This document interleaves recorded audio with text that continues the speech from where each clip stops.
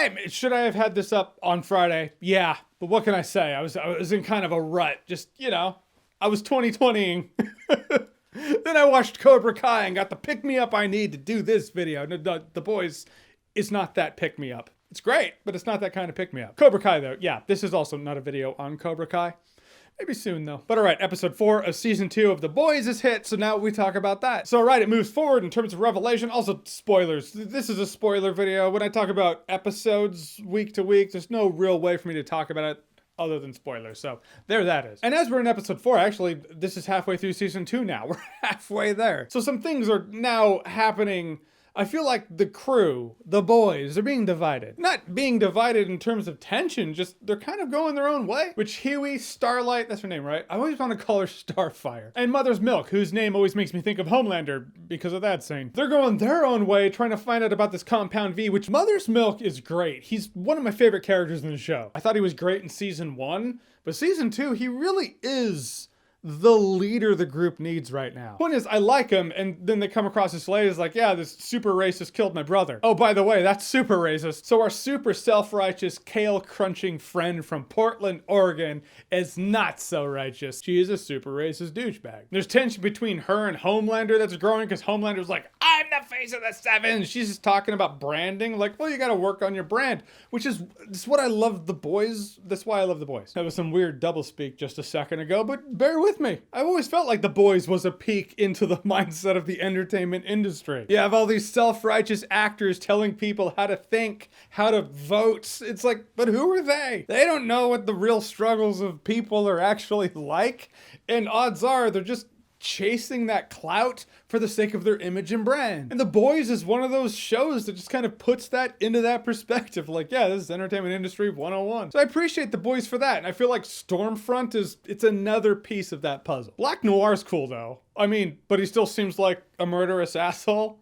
But he's kind of awesome. Maybe he's good, maybe he's bad, maybe he has a gambling problem. I don't know anything about him, but the fact that I know the least about him is what makes him intriguing. It also makes for some good humorous moments. I just like the scenes with Black Noir in it, whether he's just sitting next to an IT person, a tech person, and they're super nervous, or he just scoots someone over on the piano and starts just killing it on the piano. It's like Black Noir. But Butcher is where I start to get concerned with this show, because Butcher is, I mean, the warpath he was on was for the sake of getting revenge for his probably dead wife. He was on that warpath for years before we even met him. We saw the tip of the iceberg of that. Then the end of the last season, he finds out she's alive. And then the beginning of this season, he's far away from there, doesn't know how he got away from there. And now he's like, all right, I gotta find her again. And now he finds her again, and he actually shows up and talks with her. That's a lot that happened in a very quick amount of time. They could have spent a whole season of Butcher like, I gotta get back to her. But in a really quick amount of time, it was like, he was there, he was gone, he was back, he's talking with her, and she's pretty much like, all right, I'm gonna go with you, we're gonna escape. And then she's like, I don't think I can go with you, because I don't think you would accept my kid.